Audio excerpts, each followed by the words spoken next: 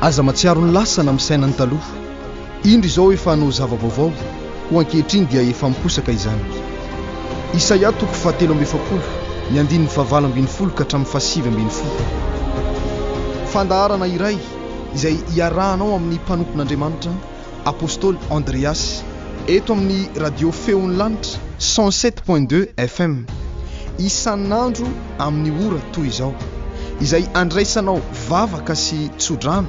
idiranao amin'ny fiainana vaovao miaraka amin'Andriamanitra ary andrenesanao toroteny, fampianarana, taridalana ho amin'ny famonjena ny fanahinao mandrakizay.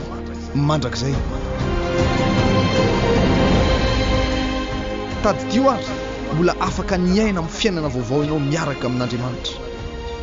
033 91 711 66 033 91 711 66 034 92 543 76 034 92 543 76. Aza matsiaro ny lasana amin'ny sainany taloha indro izao efa hanao zava-baovao ho ankehitriny dia efa miposaka izany. Isaia 7:70 ny 9:20 ka hatramin'ny 7:10.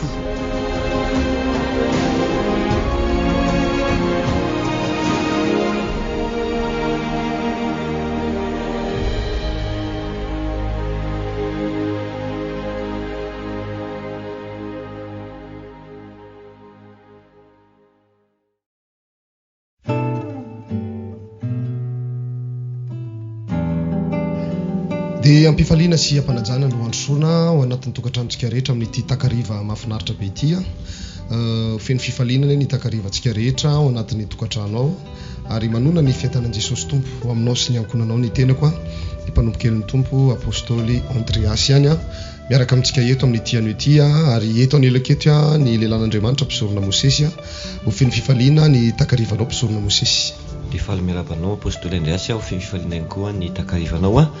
miraba ny mpiaino manaraka tsy tapaka ny radio fiolanta ihany koa zao takariva zao ho feno fifaliana ny takarivanao dia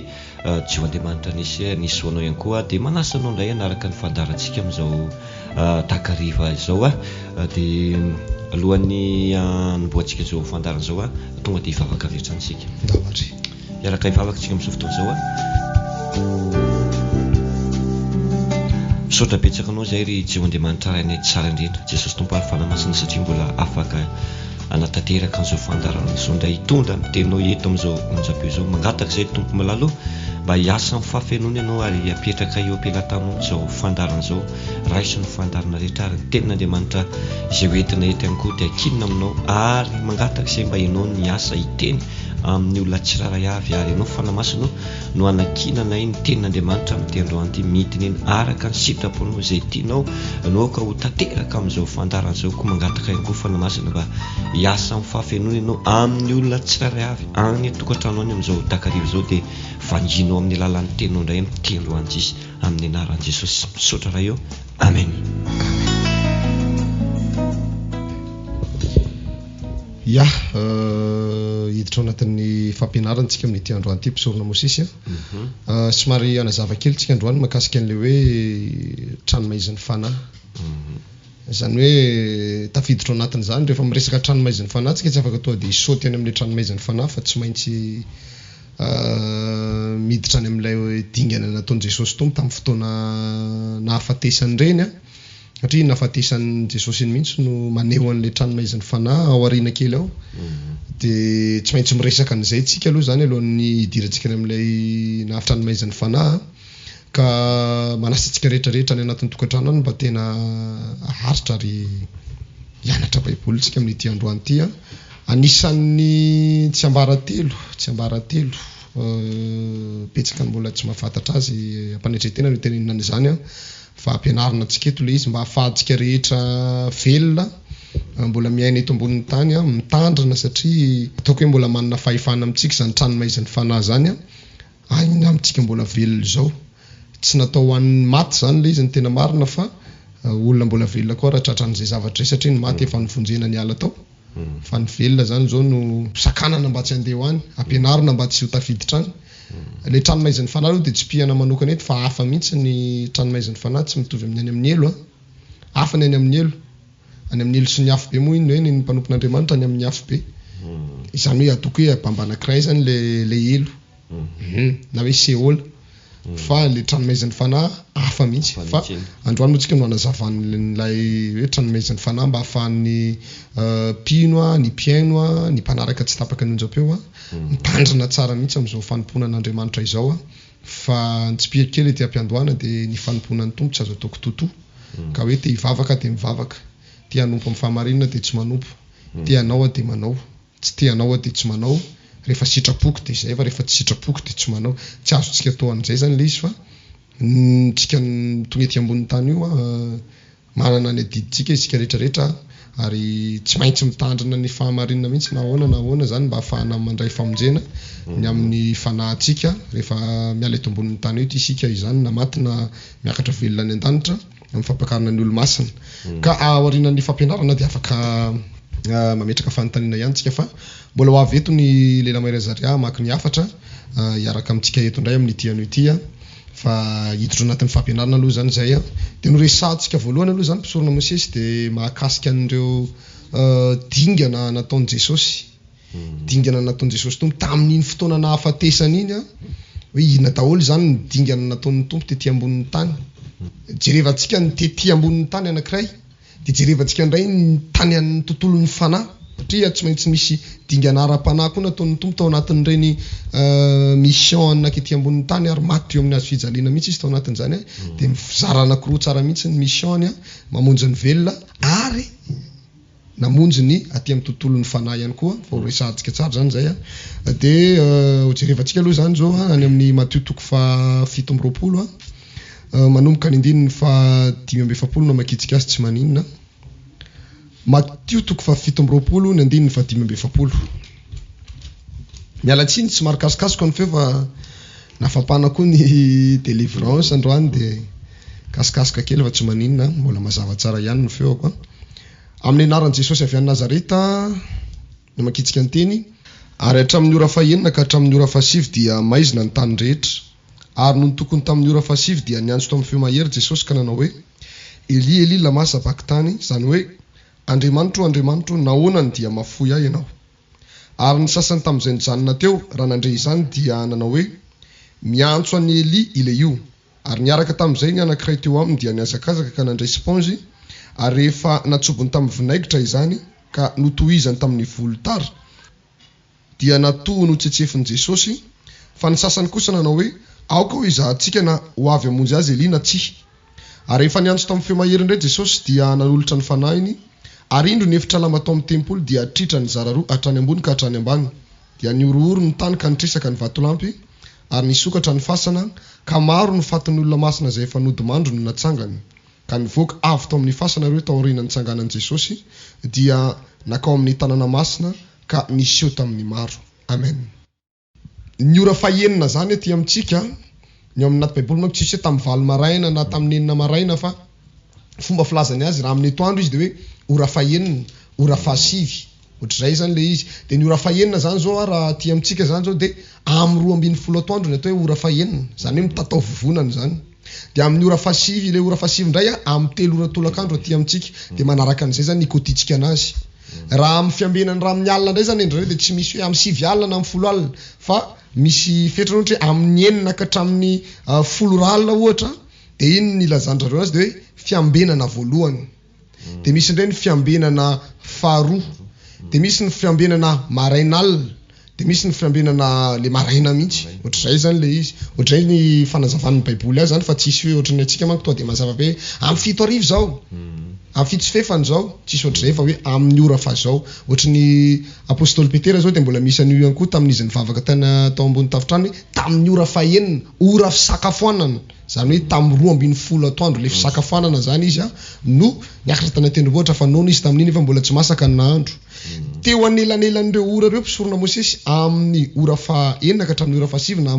amin'ny 12 atoandro ka hatramin'ny 3 ora tolakandro no amaizinin'Andriamanitra ny tany aman-danitra maizina tanteraka mihitsy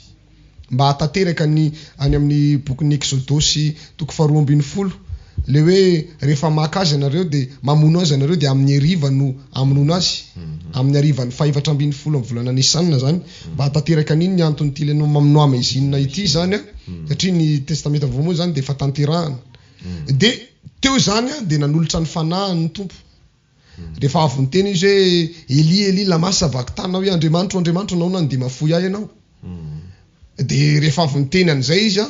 dia nanolotra ny fanahiny izy rehefa avy eo vao maty ny tompo dia ny zavatra nitranga dia zao ny orooro nisy orooro tany mafy zay ny anankiray tresaka daholo ny hevitra lamba tany amin'ny tempoly tresaka ny vatolampy dia araka ny voalazan'ny baiboly a hatramin'ny fasana ny sokatra dia maro izy ny fatin'ireo olona masina fahiny a no nitsangana tamin'ny maty ino resahantsika iny rehefa avy eo fa mbola tsy miresaka an'izay aloha tsika fa inona ny antony nampitsangana an'ireo zay zany le izy nanin'ireo no nitsangana tamin'ny maty ireo olo masina ireo tsy hoe satria izy olo masina dia nitsangana fa nisy antony nampitsangana an'ireo zay ny resahantsika an'le tranomaizin'ny fanahy rehefa avy eo mpisorona Mosesy fa ho resahantsika aloha zany le dingana tamin'ny nahafatesan'i Jesosy iny nandatsahany rany inona daholo zany ny dingana nataon'ny tompo a dia hojerevantsika aloha any amin'ny miverina eto amin'ity Matthieu 7:20 ity tsika rehefa avy eo fa jerevantsika aloha zany aty amin'ny Isaia 53 miaraka mamadika baiboly daholo tsika rehetra ao anatin'ny tokantrano ao a Isaia 53 na 3:15 ianarantsika makasika andreo dingana be dia be nataon'ny tompo a Isaia 53 zany zao eto zany zao maneho tsara n'ilay zavatra niseho tamin'ny tompo fa ny aty amin'ny filazantsara izy tsy dia mazava tsara hoe ohatranao na le famotehana ny vatan'ny tompo na ny fanaratrana azy na ny fikapohana azy eo amin'ny andiny voalohany zao dia miteny hoe amin'ny anaran'i Jesosy tompo iza no nino teny nampitondraina anay ary iza no nampisehoana ny sandrin'i Jehova fa naniry teo anatrehany tahaka ny zanakazo madinika izy sy tahaka ny solofikazo amin'ny tany karakainy tsy nanana endrika na atsara-tare izy eo zany aloha dia efa maneho ny zavatra ny aretan'ny tompo tetỳ ambonin'ny tany a tamin'iny fotoana ny kapohana iny a mbola hojerevantsika daholo moa zany ny dikany kapoka inona ny fetrakan'le kapoka tamin'ny tompo inona fetrakan'le zavatra be dia be niseho fa vokatra le fanaratrana ny Jesosy tompo na ilay fampahoriana azy mba hitondra famonjena ao antsika rehetrarehetra dia tsy nanana endrika na fahatsara-tare izy any tsisy endrika intsony tsy fantatra tsony hoe mbola hito ny tarehany hoe hito ny hoe mbola ihaniny io fa potika tanteraka mihitsy zany ny tenan'ny tompo a tamin'iny fotoana ny kapohana azy sy ny karabasina moa tao anatin'izany nampiasa an'ireny le kotopisy ny karazany reny a misy an'ilay raha efa nijery an'ireny tsika tamin'izany fotoana zany le hoe Passion de Christ iny zany mafimafy kokoa no le misy an'le film anankiray le Jesosy Jésus de Nazareth le amin'ny teny gasy iny zany mbola tsotsotra iny fa le any amin'le Passion de Christ efa mba maneoneo fa mbola tsy tena mahalaza azy mbola tsy mitovy amin'le voasoratra iny zavatra nitranga iny nefa rehefa mijery iny zany izy tona nijery iny fa nitomany ary tsy zakako le mijery an'ilay satria mandinika zany ianao hoe ohatr'izao zany ny zavatra ny aretan'ny tompo mba voavonjy ny tena koa mba ho afaka tamin'ireny fahotana be reny ny tena dia zao ny zavatra natao tamin'ny tompo nefa tena mafy tena tsy zaka jerevana mihitsy ilay izy ho an'ny olona tiany Jesosy aloha zany vao mijery an'iny dia tena ontsa ny fonao hoe tsy mendrika azy kosa zao nefa ny tsy maintsy niditra tamin'ireny izy araka ny teny aoka tsy ny sitrapokony atao fa ny anao ihany fa nangataka ihany izy mba ho esorina le kapoka mangidy satria amin'ny manofo azy tetỳ ambonin'ny tany mafy amin'ny ihany le izy dia tsy maintsy nefara tamin'ny toe tsy nanana endrika na fahatsara-tare intsony izy ary raha nijery azy isika dia tsy nisy atsara-tare aniritsika azy ny olona zany rehefa jerevana dia misy hoe ay mba tsara-tare kosa iny olona iny fa tamin'izany fotoana na nikapohana an Jesosy sy nampahoriana zany dia raha jerevantsika izy dia tsy misy atsara-tare aniritsika azy tsony fa potika tanteraka mihitsy potika natao tsinotsinona sy ny lavin'olona izy lehilahy ory izy sady zatra fahoriana ary tahaka izay tsy tian'ny oloko jerena akory hitanao rehefa le zavatra mialatsina amin'ity fomba fiteny ity ohatrany hoe tsy zakanao mijery azy ohatra hoe misy ramandrika ohatra io dia jerevanao hoe le zavatra mitraka dia ozy ianao tsy vitako mijery anao tanao tonga dia miala ianao ohatr'izany ny zavatra nahazo an'ny tompo tsy zakan'ny olona mijery azy tsy zakan'ny olona mijery azy hoe io ve ilay Jesosy tompo avy any Nazareta jereny mahazo azy tsy zakan'ny olona matoa zany tsy zakan'ny olona jerena mpisorona Mosesy mafy be mihitsy ilay fanaratrana ny tompo tamin'izany fotoana zany. Natao tsinitsiny izy ka tsy mba nahoantsika. Eo amin'ny 5 amin'izay nijerevantsika an'ilay dingana natao. Nitondra ny aretintsika tokoa izy sady nivesatra ny fahorintsika. Zay aloha zany voalohany. Nitondra ny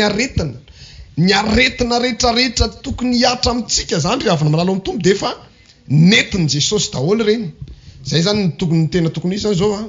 Tsy tokony isy olona hoe ampahoriana aretina zany ny olona manompo an Jesosy tompo. Satria ny aretina rehetra io nge efa netiny Jesosy. Ary ny tena izy tsy tokony isy olona hoe ho fatina aretina ohatra hoe aretina mitaiza, iny aretina mamono ny ankonana ray mantolotry aretina vokatra na ozina ohatra dia matina aretim-po daholo ny taranaka, tsy tokony isy an'izay.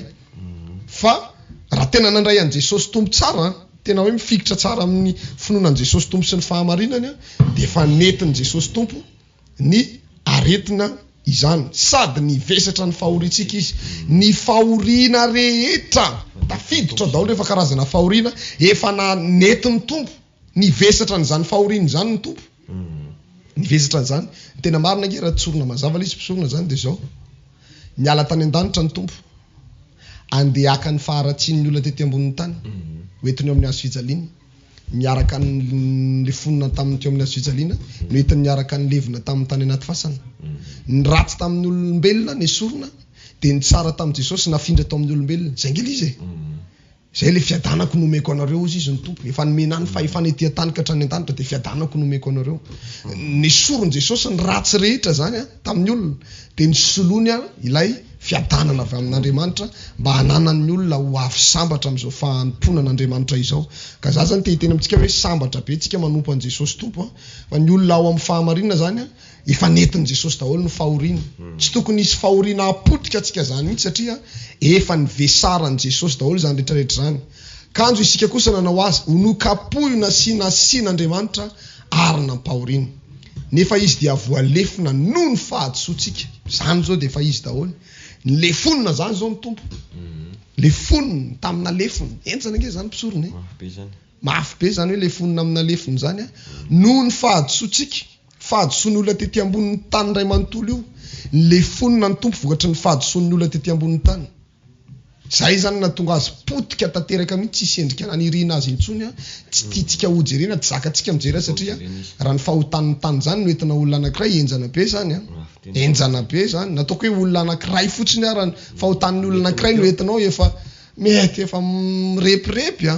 mafy mitondra an'izany maika fa fahotany zao tontolo zao netiny Jesosy Kristy tompo. Enjana be le fitiavan'i Jesosy tompo atsika fa anjaratsika ny mandinika ao anatin'izany rehetrarehetra zany. Sy ny torotoroana no ny elitsika ny torotoroana. Ohatrany hoe totototoana amina vato, potipotehana, torotoroana noho ny amin'ny elitsika. Satria nitondra ny fahotantsika izy nafindra tao aminy daholo zany ny fahotantsika rehetrarehetra. Dia ny fiadanana sy ny fahatsarana tao amin'ilay nafindra tao amintsika. Dia le fahotanana nafindra tao amin'iny, zay ny antony nanorotoroana potipotehana mihitsy izy zany mba ho levona mihitsy ny fahotana rehetrarehetra iny. Enjana be nge zany rehefa malala amin'ny tompo. Torotoroana izy noho ny elitsika. Ny fampijaliana na azahoantsika fihavanana no namelezana azy. Nampijaliana izy mba hampisy fihavanana antsika amin'Andriamanitra.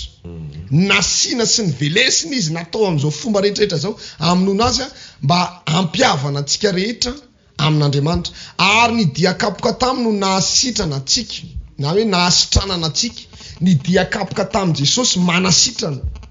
Io diakapoka tamin'ny tompo io le diakapoka 7:30 io mpisorona Mosesy. Manana anjara amin'ny 7:30 ireo mpiaino antsika ireo. Tena marina zany isika rehetrarehetra mijoro amin'ny fahamarinana io. Reraka anga fa tsy tokony isy aretina mitaiza zany tsony ianao. Tsy tokony isy aretina mitaiza zany tsony ianao satria ny diakapoka tamin'i Jesosy nanasitrany. Indrindra ato anatin'ny fanomponan'Andriamanitra tsy tokony voafatotra an'izany aretina mitaiza zany hoe io misy aretina afaka kely dia miverina, afaka kely dia miverina, afaka kely. Na hoe lany ny arenanao vokatry ilay fitsaboana ilay aretina. Manana finoanan Jesosy tompo ary mifikira mafy amin'ny fahamarinana ianao fa ny diakapoka tamin'i Jesosy tompo nanasitranana antsika rehetrarehetra izany. Isika rehetra dia samy efa nani tahaka ny ondry, samy efa nivily ho amin'ny lalantsika avy isika rehetra ary nataon'Andriamanitra niatra taminy avokoa ny elontsika rehetra. Tonga dia somary andingana kely any amin'ny 10 na tokony 9 ary nokasaina tao amin'ny olomeloka ny fasany nefa teo amin'ny mpanan-karena izy rehefa nivonona na dia tsy nanao ratsy azy izy sady tsy nisy fitaka teo ambavany. 10 nefa sitraky Jehova ny anorotoro sy ampangiry firy azy rehefa manolotra fanatim-panonerana izy dia ahita taranaka sady maro andro ary sitrapon Jehova dia ambinina eo an-tanany. Zay zany sitrak'Andriamanitra mihitsy zany no nanorotoro an Jesosy sy ampangiry firy azy satria natao fanatim-panonerana zany ny tompo. Enjana be tanao zany maka ny tandindona an'ilay manatanteraka an'le zanak'ondry na le zanak'osy rehefa manao fanatim-panonerana ny zanak'Israely tamin'izany fotoana zany de tenen'ny mpisorona hoe ametrao tanana eo amin'ny lohan'ilay zanak'osy na le zanak'ondry atao fanatim-panonerana de ny dikany iny zany hoe izy ametrahana tanana iny afindra makao amin'ilay ondry daholo le fahotana sy le zavatra nahadiso. De aveo tapana ny tendaniny atao fanatitra dorana de afaka zany le olona nanota am'izay fotoana zay. De tsy maintsy nafindra tao am' Jesosy tompo daholo zany le zavatra ratsy le fahotana rehetra tamin'ny fotoana. Izy tonga tety ambony tany ary nampahoriana sy ny vonoana iny natao fanatim-panonerana izy nitondra ny fahotantsika rehetrarehetra. Tondra ny fahotantsika rehetrarehetra izy. Zay zany mpisorona no maharatsy ary tena tsy mapety mihitsy hoe efa vita batisy ianao mbola miverina manota ihany. Efa vita batisy ianao mbola miverina manota arovy tsara fa tsy misy Jesosy tompo mitondra ny elontsika fanondroany tsony. Fa raha mbola miverina manota am'izao zany tsika ka tsy tapa-kevitra mihitsy hoe iova, tsy tapa-kevitra mihitsy hoe hiala amin'ilay izy de ianao ihany ny zakany amin'ny fahotanao araka ny voalazan'ny boky Levitikosy hoe mitondra ny elony izy. Zany hoe lasa mitondra ny elontsika zany sika am'izay fotoana zay raha ohatra ka am'izao fotoana zao miverina manota. Zay zany l'izy mpisorona Mosesy. Reo daholo ny dingana nataon'ny tompo PDP efa nijerevantsika teo izy teo fa tsika maika hiditra ao anatin'ilay akoatran'ny hoe nanaisotra ny fanatitra latsa-dra voalazan'ny Daniel indray reny fa tsy hidirantsika fa manjary lavabe ny fampianarana fa amin'ny ankapobeny le hoe zavatra nataon'ny tompo tety ambonin'ny tany aloha zany tena ho resahantsika akoatran'ny torofilazany tsara sy ny karazany fa tam'le nahafatesany iny tena resahantsika le fiatraikan'le fahafatesany Jesosy tompo iny zany reo aloha nanankiray kapohany izy zany nohony amintsika ny torotorona nohony amintsika na pahorina izy nohony amintsika hitondra ny fahadisoantsika sy ny elontsika de mampalahelo be mihitsy ny zavatra zany fa sorana n'Andriamanitra ary sorana ny tompo fa nafoiny tenany izy zany mba namonjy firenena maro kanefa tsy ny olona rehetra ihany koa nefa no mandray an'le famonjena am'izao raha sy fotoana zao fa zay tena mandray fanapahan-kevitra iova hiala am'izay fahotana zay de mandray an'io famonjena avy am' Jesosy Kristy tompo io izy. Fa eto am'izay antsika de hiverina ary am'le Matthieu 7:20 verina any am'le teo iny ihany tsika makasika an'ilay nahafatesan'i Jesosy tompo teo iny rehefa maty teo amin'ny azo fizaliana ny tompo de nisy famantarana be dia be miseho eto ny hevitra lamba tao amin'ny tempolo zay zao de tritra ny zara roa ny voalazan'ny baiboly avy any ambony ka hatrany ambany de nisy tany mafy ary nitresaka ny vatolampy. Misy antony iny mpisorona tritra ny hevitra lamba avy any tao amin'ny tempolo hatrany ambony hatrany ambany nisy tany mafy ary tresaka hatramin'ny vatolampy. Nisy dingana nataon'ny tompo zany rehefa vita ny mission tety ambony tany tam'le nitondra le fahotana be dia be an'ny olona nena tety ambony tany de nisy dingana nataony tamin'ny fitresahan'ny vatolampy nisy tany mafy iny. Zany hoe ny vatan'i Jesosy tompo fotsiny zany no niantona teo amin'ny hazo fijaliana fa ny fanahany zany rehefa maty izy de mbola nanao iraka tany amin'ny tontolo tsy hita maso de io le raha zay tsika hoe trano maiziny fanahy. Tsy miala eo ihany tsika fa hijery verset manaraka. Jerevantsika indray alohany amin'ny Petera voalohany any amin'ny Petera voalohany miaraka mamadika baiboly daholo tsika rehetrarehetra. Petera voalohany 3 ny andininy 7:20 no makitsika azy. Petera voalohany 3 ny andininy 7:20. Vakina amin'ny anaran'i Jesosy Kristy tompo avy any Nazareta. Fa Kristy koa azy efa nijaly indray mandeha no niota ny marina monjy ny tsy marina mba hitondra antsika ho amin'Andriamanitra ka novonoana tamin'ny nofo fa novelomina tamin'ny fanahy izay nandehanany sy nitoriany teny tamin'ireo fanahy tao an-tranomaizina dia izay tsy nanaiky fahiny fony ny andro ny faharopon'Andriamanitra tamin'ny andro ny Noa raha mbola namboarina ny samy fiara izay nidiran'ny olona vitsy dia izy valy mianaka ka dia namonjena azy ny rano. Amen. Averikelo amin'ny 1:20 hoe izay nandehana nitory-teny tamin'ireo fanahy tao amin'ny tranomaizina. Ireo fanahy tao amin'ny tranomaizina ireo zany pisorona Mose dia tsy izy ireo fa ny olona nanomboka tamin'ny andron'ny Noa. Io amin'ny 1:20 hoe dia izay tsy nanaiky fahiny fon'ny andro ny farimpon'Andriamanitra tamin'ny andron'ny Noa. Nanomboka tamin'ny andron'ny Noa zany a, satria tamin'izany mbola tsy misy ny elo. Mbola tsy nisy ny elo. Fa nolazain'ny Davida mpanjaka rehefa le resaka Davida mpanjaka dia hoe fiaina tsy hita, fiaina tsy hita, fiaina tsy hita. Le fiaina tsy hita resahan'ny Davida mpanjaka nge zany tsy inona fa ny tranomaiziny fanahy. Zay zany le izy. Davida dia miteny hoe aza velana ho azo ny fiaina tsy hita ny fanahiko. Mamindrafo amiko hiantrao araka ny haben'ny famindraponao izy rehefa mivavaka izy a, zany nivavaka Davida. Mbola velona ozy izy a, dia mbola misy fanantenana ny amiko a, fa any amin'ny fahafatesana tsy mba misy fiderananao, tsy mba misy fanandratanao satria rehefa maty dia maty. Zay zany le izy. Ka ozy izy tena mivavaka mafy mihitsy Davida, aza velona ho azo ny fiaina tsy hita ny fanahiko. Dia tamin'ny andron'ny Noa reny zany dia ny olona tsy nanaiky ny anatra na ny zavatra nambaran'ny Noa hoe hisy loza nge isy eo e, hisy safidrano be nge ho alefa n'Andriamanitra handringana an'izao tontolo zao e. Fa ndao mba hiara-iasana amin'ny fanamboarana an'ity samy fiara ity nesoeson'ny olona tsy nino an'izany ny olona satria lazain'ny olona fa angano zany ohatritsika mitory ihany zao hoe ho avy ange Jesosy e. Dia isy fanapotehana sy fandravana be nge amin'izany fotoana zany dia ozy ny olona efa ela nytenenan'ny olona zany hoe ho avy Jesosy, dadabe anay efa niteny an'izany, fa maty any iny dadabe anay tsy nety tonga ihany ny tompo. Ohatr'izany nataon'ny olona tamin'ny andron'ny Noa. Dia inona ny zavatra nitranga rehefa nandefa an'ilay safidrano ary Andriamanitra, izy valy mianaka ihany no nivonjen'Andriamanitra tamin'ilay samy fiara ngeza be, akoatran'ireo biby nrehetrarehetra zany nandeha tsirodro niditra tao amin'ilay samy fiara, fa ny akoatran'izay ripaka sy maty avokoa. Ireo olona ireo anefa mpisorona Mosesy mbola tsy tena nalalana zany fahamarinana zany. Mbola tsy nisy lalana ny fe hoe zao ny didin'Andriamanitra, zao ny lalana ahafahana mandova anazy, mbola tsisy an'izany. Fa dia hoe nandeha ho azy fotsiny ny fiainana tamin'izany fotoana izany. Dia rehefa maty teo amin'ny hazo fijaliana amin'izay Jesosy tompo a, tritra ny hevitra lamba tao amin'ny tempolo, nisy ororo tany mafy, tresaka ny vatolampy, nidina tao amin'ilay tranomaiziny fanahy ny tompo tamin'izany fotoana izany, satria ny fanahan'ireo olona maty rehetrarehetra nanomboka tamin'ny andron'ny Noa, akoatran'ireo olona izay niakabelona, ohatran'ireo litisbitam-paminany, i Mosesy moa tsy fantatra hoe tsy tafaty hatramin'izao, fa tany an-tendrombohitra tany dia tsy fantatra nanalain'ny anjely na ahoana. Renoka, reny zao niakatra velona, tsy fantatroko izy niakatra velona akoatran'izay. Akoatran'ireny olona niakatra velona reny, dia ny fanahan'ny olona nanomboka tamin'ny andron'ny Noa zany dia tao anatin'io tranomaiziny fanahy io avokoa mpisorona Mosesy.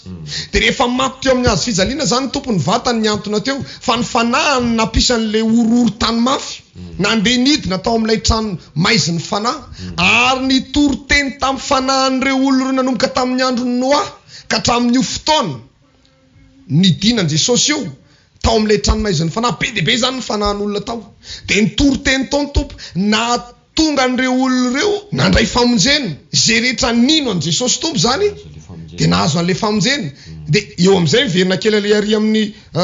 Matio 7:20 tsika, eo amin'ny 2:20 hoe ary nisokatra ny fasana ka maro ny fatin'ny olona masina izay efa nodimandry no natsangana. Tanao tsara le izy.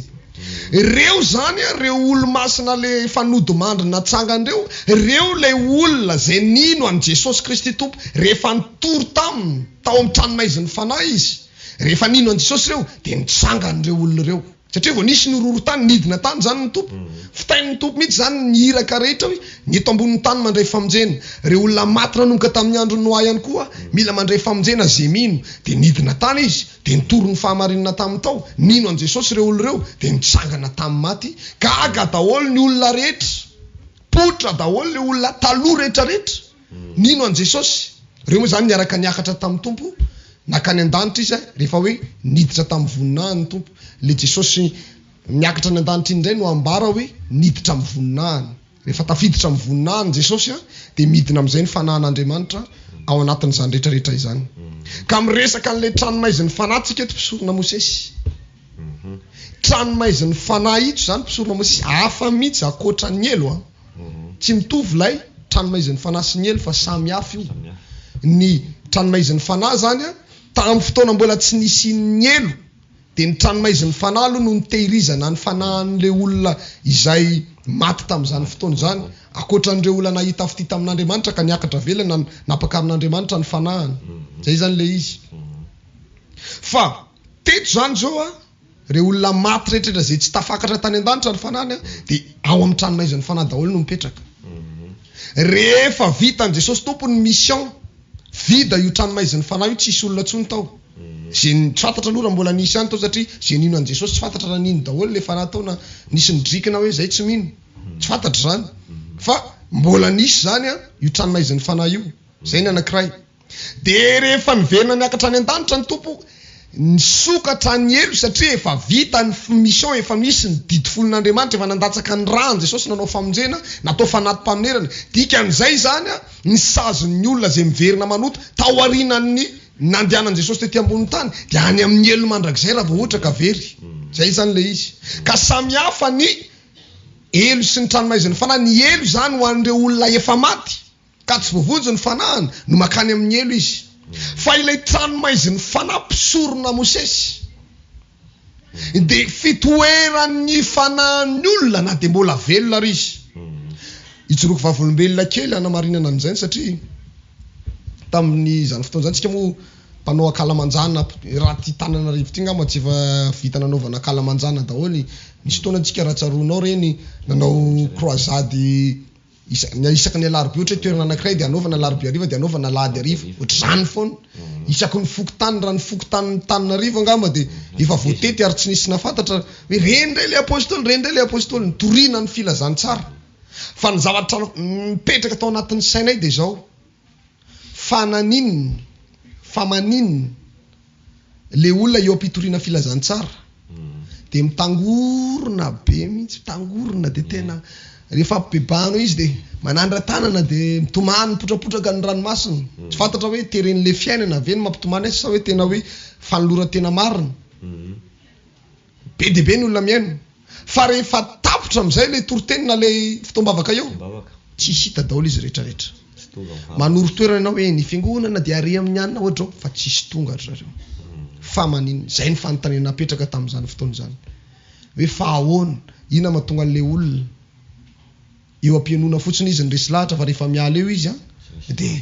tsy hita izy rehefa avy eo marina fa Jesosy dia nanao fanoharana hoe voa tsipiny afafeny amoron-dalana dia tonga ny voahitsakitsaka le vo dia tonga ny vorona dia mihinana an'le vo dia ino izy Jesosy reo olona miaino ny tenin'Andriamanitra amin'ny hafaliana fa vo mandre le tenin'Andriamanitra izy dia angalariny devoly ao anatin'ny fony le izy satria tsy tiany devoly hoe ino izy dia ho vovonjy dia tonga le devoly mangalatra zay zany zay zavatra anankiray zany aloha mety miseho fa ity zany fanontaniana napetraka mihitsy satria tena efa betsaka loatra le fitoriana filazantsara na le nafafy zay fa maninona le olona miaino fotsiny fa tsy mety manao dingana mihitsy dia tao anatin'ny fivadikanana izay natao moa ampanetretena lehibe nisy fotoana efa nijoro vavolombelona ihany makasika an'izy ity fa tsy dia averimberina fa ndraindray koa ny olona sao dia leo sao dia lasendrareo ny endrareo koa izany foana ndresana fa efa ela be tsika ndresaka an'izany fa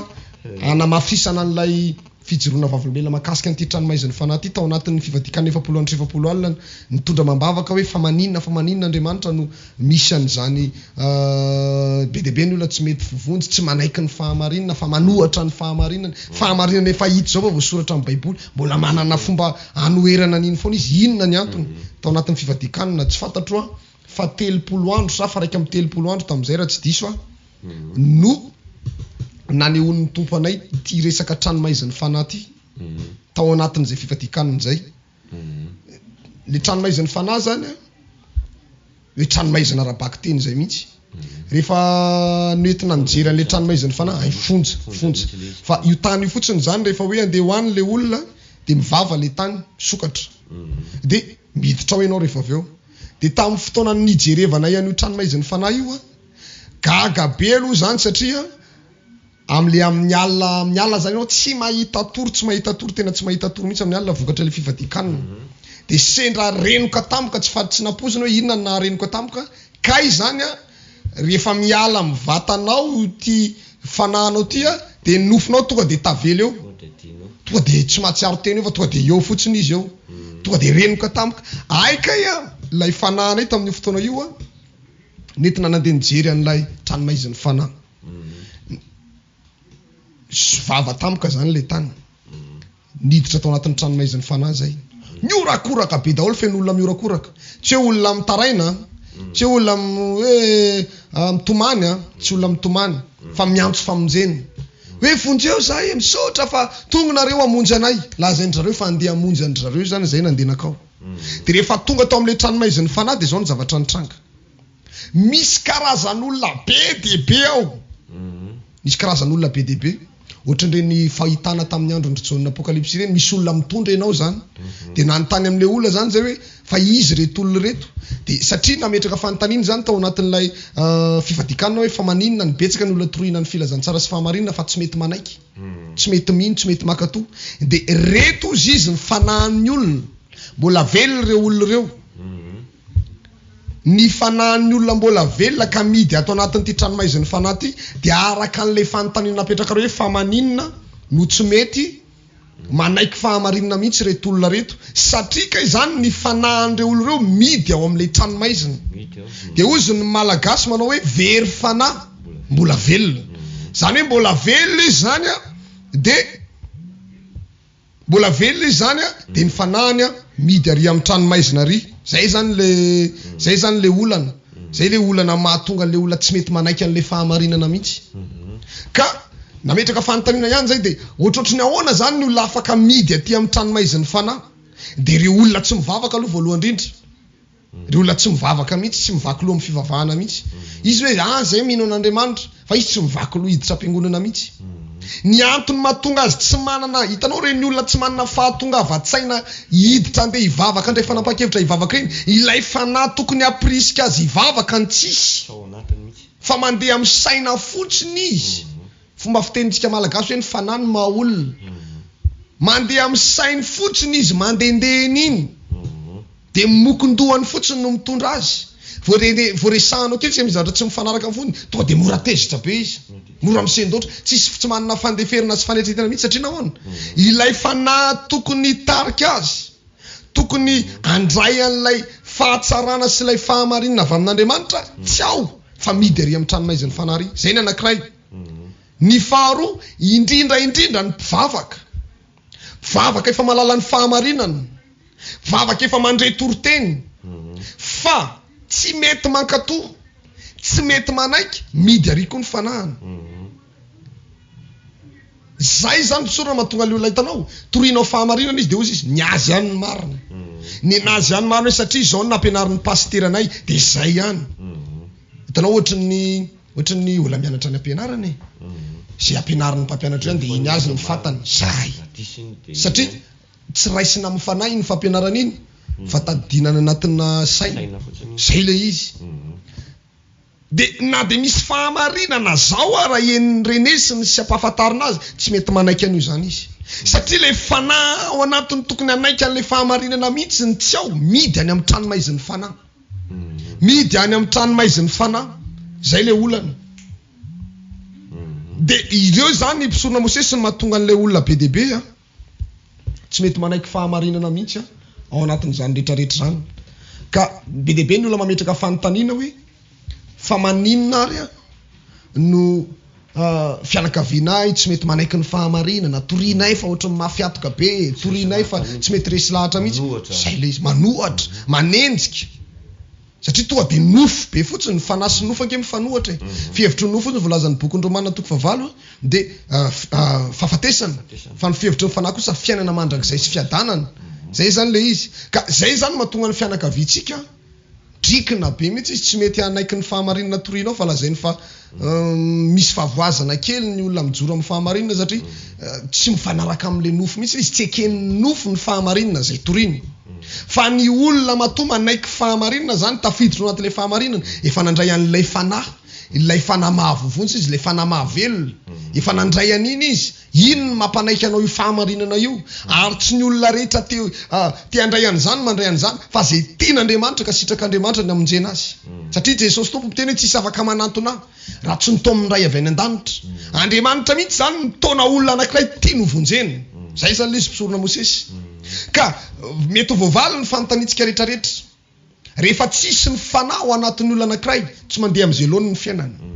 tototro ny troso ananany devoly fahefana ka rehefa tsy ao le fanahy tokony baiko an'le olona mpisorona Mosesy le fanahy tsara avy amin'Andriamanitra dia miditra ny fanahy ratsy zay ny mahatonga an'ireny olona lasa hoe demoniaka lasa voafatotra anatrombo voafatotra anadevoly devoly mihitsy no mibaiko azy misy mo sasany mitrifany ery devoly mihitsy no mitarika ny fiainana mibata ny fiainana noentiny devoly amin'izay tiany atao satria tsy ao le fanahy tokony hiady amin'ilay devoly zany ange ry avina malalo amin'ny tompo hoe fa makaiza le fanahy midy ary amin'ny tranomaizina tandremo zany tsika rehetra mivavaka io ka efa malala ny fahamarinana ianao fa mbola mini manota ihany efa fantatro zao ny marina mbola mini mandika an'ilay fahamarinana ihany fa midy any amin'ny tranomaiziny fanahy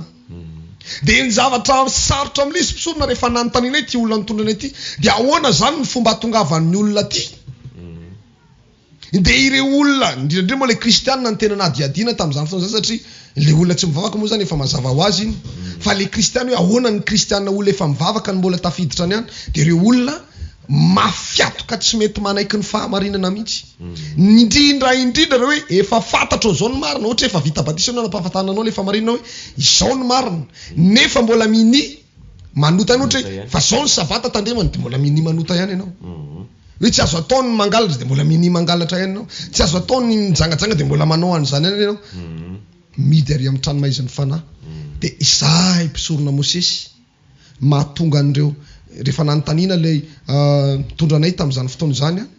dia ozy izy hoe izay ny mahatonga an'ireny olona hitanao ampiangonana ireny rehefa mivavaka dia maina be tsy mahatsapa ninina tsy tonga saina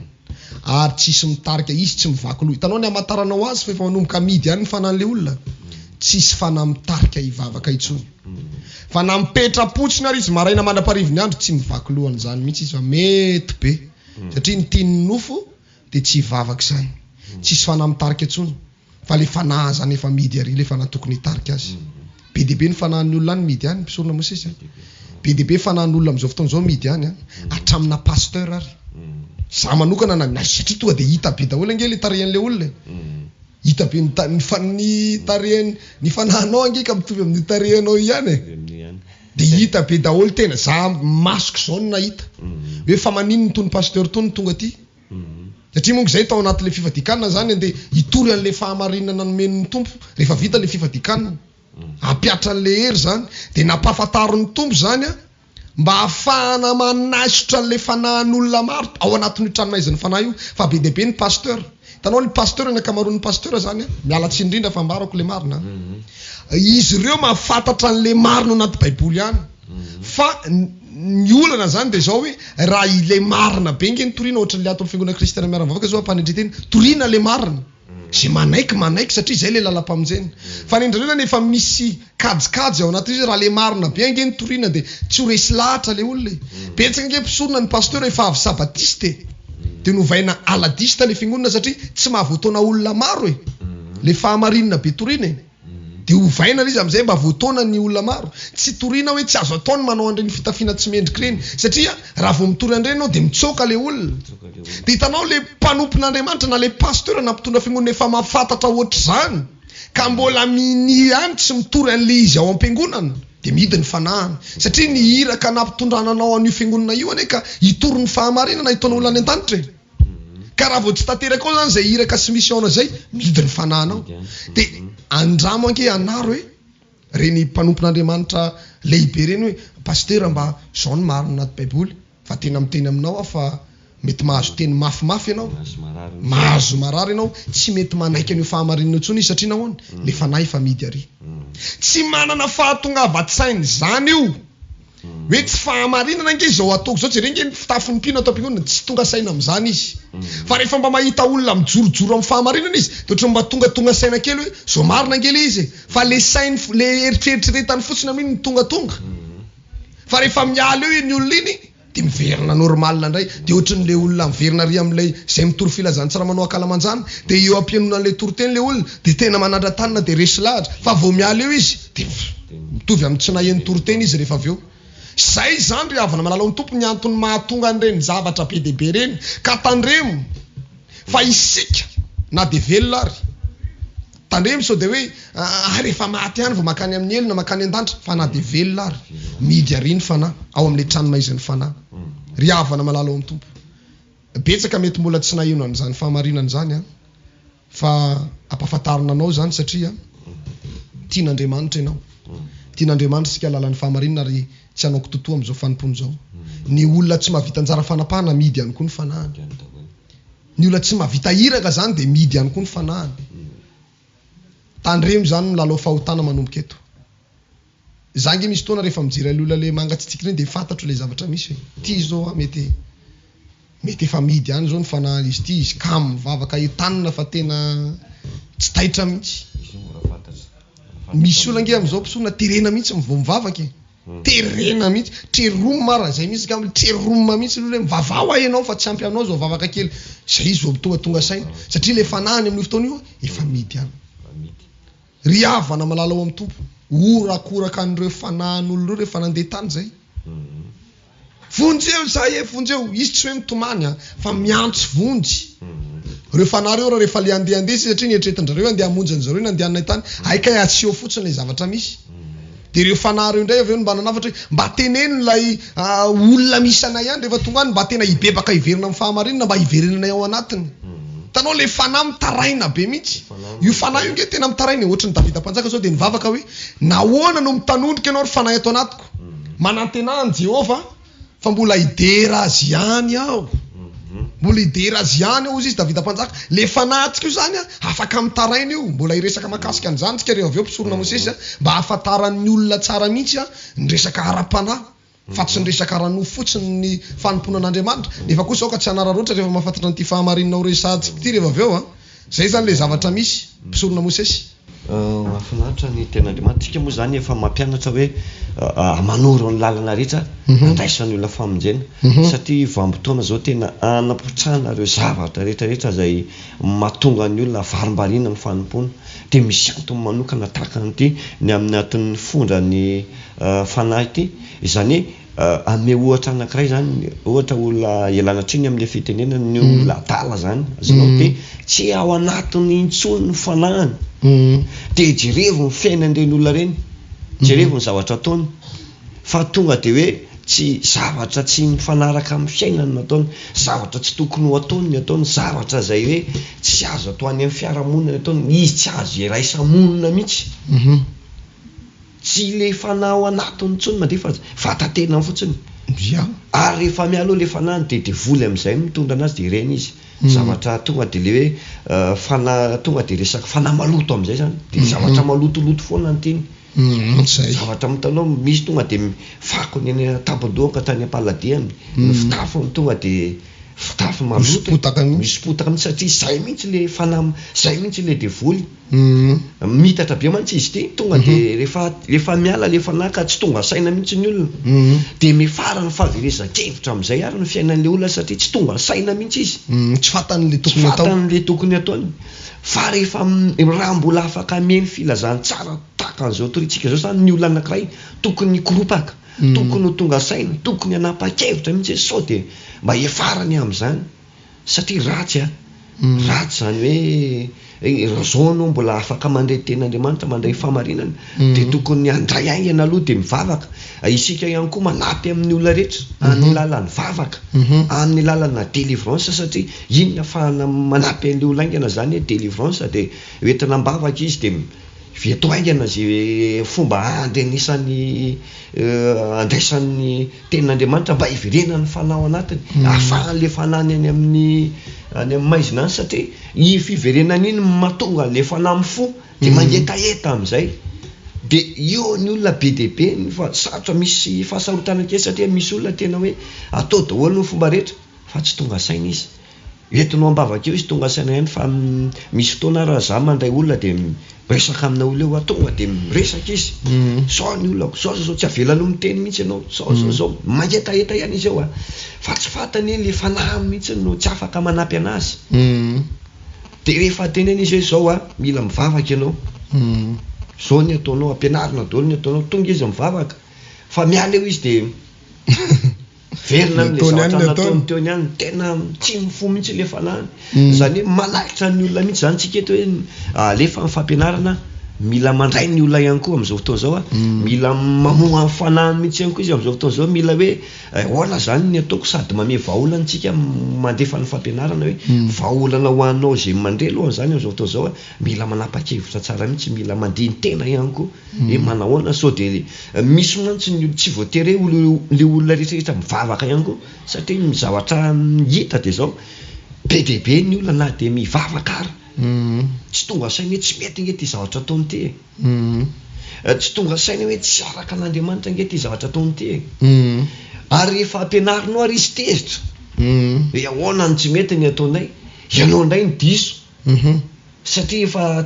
teneninao hoe ty mety de lasa mandeha amin'le fahazarana n'le zavatra ampianarina ihany izy hoe zao ny nay de iny foana ny jirony satria tsy ao le saina fotsiny tsy ao le fanahy mitarika anazy tsy ao le fanahy ahafahany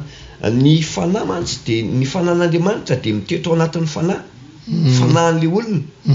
de le fanahin'le olona zay vao anatiny zany hoe le olona aloha zany de ao anatiny ny fanahy de rehefa miasa ao anatiny ny fanahyn'Andriamanitra de ao amin'le fanahin'le olona ao anatin'le nofo fa tsy tonga de mipetaka amin'le nofony zay mantsy magaga milaina fantatry ny mpiainy mihitsy ny tsy le nofonao iny itoeran'ny fa le fanahinao ny ao anatin'ny nofonao de le fanahyn'Andriamanitra ao anatin'le fanahinao ao anatin'ny nofo zany hoe fantanao zany ao anatin'izay zany hoe misy zavatra tsara fantatry ny mpiainy mihitsy zany ao anatin'izay hoe le fanahinao mihitsy nge ny itoeran'ny fanahy masiny de le vatanao ny itoeran'ny fanahinao de ao anatin'ny vatanao dao zany le fanahinao sy le fanahy masina tokony asa ao anatinao de amin'ny fotoana am'izay zany hoe tsy ao reo fanahy reo de potika ny fiainan'le olona mihitsy tsisy azo atao mihitsy ny fa mazava be Jesosy efa naname vahaolana na ny tompo ara malahelo fa namonjy izy ny olona tany anatin'ny fonjan'ny fanahy nanafaka izy satria nina moa mahatonga amin'ny olona hoe tafiditra ao tsy resy lahatra ny fahamarinana mihitsy tsy resy lahatra tsy manaiky ny fahamarinana mihitsy tsy tonga saina mihitsy ny amin'ny zavatra atao men'Andriamanitra saina men'Andriamanitra fahalalana misy ten'Andriamanitra zay any amin'ny saina izy moa izy nijamba tahaka ny mpanomboka adala tahaka ny mpanomboka zany hoe men'Andriamanitra saina izy fa jamba ihany mena maso izy fa jamba ihany mena saina izy fa tsy malala ihany tsy fatan'ilay tokony ataony misy ten'Andriamanitra zay ny amin'ny Isaia 7:20 any misy zay ten'Andriamanitra zay le fanahy mihitsy ny koa nefa tsy ao anatiny mihitsy satria lasa tonga jamba izy mazava be zany ten'Andriamanitra mihiratra amin'ny masony fa tsy mahita manamaso fa tsy mahita mafantatra fa tsy mahay manatanteraka zay vokatra le fanahy daholo zany zay zavatra rehetra zay le fanahy mihitsy problème ara-panahy olana ara-panahy hoe mahoana ny ara-panahy mila mitonga saina zany ny olona amin'izao fotoana hoe manahoana marina ny ara-panahinao amin'izao fotoana zao amin'ny lalan'izay ten'Andriamanitra zany de tokony tonga saina ianao hoe aiza marina ny ara-panahinao amin'izao fotoana zao manahoana ny ara-panahinao sao de anao le olona vao mandeha ny fahamarinana de miakatra misy olona tena zany mihitsy iny any vao maheno ny fahamarinana toritsika eto amin'ny radio izy de tonga de miakatra be mihitsy tezitra izy satria le fanahy ao anatiny mihitsy tsy tian'le fahamarinana tsy mifo le fanahy tsy ao anatin'le fanahy raha tsy lefa fanahy hafa no mipetaka le fanahy mihitsy zany efa voafatotra azonao voakedra mihitsy le fanahy zany any anatin'ny fonja le fanahy ny devoly ihany koa mamatotra misy zavatra roa mifameno mihitsy eo zany misy zavatra be dehibe mihitsy le resaka ara-panahy hoe manahoana marina zany ny zavatra misy amin'ny ara-panahy ny olona satria vao fahamarinana fotsiny de fa tsy tiany vao fahamarinana fotsiny de fa tsy zakany nefa raha ny fahamarinana ny zakanao de mila tonga saina ianao zany hoe manahoana zany ny ara-panahy zay ngena tokana ny teny malim-pisorona hoe raha tena lay fanahin'Andriamanitra marina ao anatin'ny olona anankiray tsy tokony hiady hevitra zany izy hoe any am-piangonana ihany ny tokony manao saron-doha fa zay ny voasoratra fa raha tena fanan'Andriamanitra any ao miamitombo amin'izany fahamasinana zany ianao miamitombo amin'izany ka amin'izao fotoana izao mpisorona betsaka ny fiainan'ny olona potika tanteraka mihitsy satria mandeha amin'ny saina fotsiny lay fanahy tokony hitarika tsy ao areo tsy akanavaka nampivavaka tratra daholo io hitanao zay ny mahatonga ny baiboly teny hoe sarotra mpivadika no hiverina amin'ny fahamarinana satria lay fanahy mbola midy ary ohatra hoe olona avy tamin'ny fahamarinana izy de niemotra aloha de le fanahy mihidy any amin'ny tranomaiziny fanahy zany na hoe any amin'ny fonjan'ny fanahy de enao zany te hiverina hitanao lasa tsy maintsy zany fomba fiadin'ny mpanompon'Andriamanitra tenenina le izy aloha zany misy karazan'olona mba hiverenina amin'ny fahamarinana de tambatambazina izy avy andao hivavaka hitanao tambatambazina apahirezina satria fantatra fa ny fanahy mbola mihidy atsy de le nofony zany tambatambazina fotsiny mba ho tafatoetra de rehefa manomboka manatanteraka an'le fahamarinana izy de miverina ho azy ny fanahy rehefa aveo misy karazan'olona ndray nefa teny mafy mihitsy mampiverina an'le fanahy mahatonga saina de koa le saina io manko raha tsy domina mafy tsy mety tonga saina mihitsy de terenina mafy mihitsy zao ngeny zavatra misy de tonga saina izy de miverina zéro mihitsy ny saina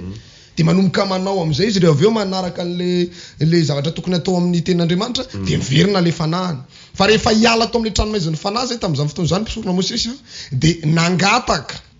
nangataka le izy moa zany tsy hitanay niendrika an'ilay manao roby tsy roby fa manao bobo lava be ohatran'ireny fanaovantsika reny izy fa nazy fotsiny mikirazorazo be amin'ny tany lamosiny fotsiny no miseho na ny tany zay hoe ahoana ary zany no ataonay mba hampivoaka ny fanahan'le olona zay mihita ato amin'ity tranomaiziny fanahy ty de voalohany indrindra zany atao zay abebaka olona aingana le hoe mibebaka tsy mifono samy hafa mibebaka sy mifono ny mifona de miteny hoe za Jesosy de tsy anao tsony fa le mibebaka raha nangalatra de tsy mangalatra mihitsy ohatrany hoe mipetraka tany Analakely ianao zany de miala ny Analakely de mipetraka any 67 zay le atao hoe mibebaka miala am'le ratsy nataonao mihitsy de mifindra toerakafo raha vitanareo izy izy manaisotra olona hiala amin'ny fahotany mihitsy de tena hoe tafapetraka amin'ny toerana madio verina ao anatin'ny fanahany nefa mafy tena mafy zany hoe manala olona amin'ny fahotana mangeja azy indrindra ny fitsangajangana tena mafy raha tsy zay nefa tsy miverina ny fanahan'ireo olona reo hitanao le izy lasa tsy maintsy misy taona le olona tambatambazina andao hivavaka de mampifilafila le olona de enao zany manetry teny endao mofa le fanahany amin'io tiana ho vonjeny satria raha midiny amin'ny tranomaiziny fanahan'le olona ka tonga ny tompo sorony tonga de mamantana ary amin'ny fahaverezana le olona satria tsy vonjy ny fanahany amin'izany fotoana zany angely izy ny tompo tsy hiverina fanondroany amin'ny tranomaiziny fanahy fa misy indray mandeha fa vitany azy de anjaran'ny olona zay mahafantatra an'izany fahamarinana zany no manantanteraka manomboka eo ka isika rehetra zany efa malala fahamarinana maro tandremo mangatsitsika tandremo miverin-dalana tandremo mampifilafila amin'ny fanaovana asan'Andriamanitra tandremo mampifilafila amin'ny fanaovana ny anjara fanapahana fa ny fanahintsika no hiantsekany zany rehetrarehetra zany na mbola velona aritsika fa ndrindray manko ny olona mpisorona mijery olona izy de marary fo le mpanompon'Andriamanitra rehefa tsy manao asan'Andriamanitra rehefa tsy mandeha mivavaka tsia zay tsy maintsy marary fo aloha voalohany indrindra fa ny mampalahelo de zao sao de midiny amin'ny tranomaiziny fanahy ny fanahanao ary sanatria tsy voava tsy tafavoaka tany le fanahy de ho sahirana am'izay ianao rehefa aveo ny anarina azy tena mafy be mihitsy le izy mpisorona Mosesy ka hiditra midingana manaraka angamitsika zay zany le tranomaiziny fanahy aloha zany zay efa niteny zany zay nangataka vaolina inona ny atao de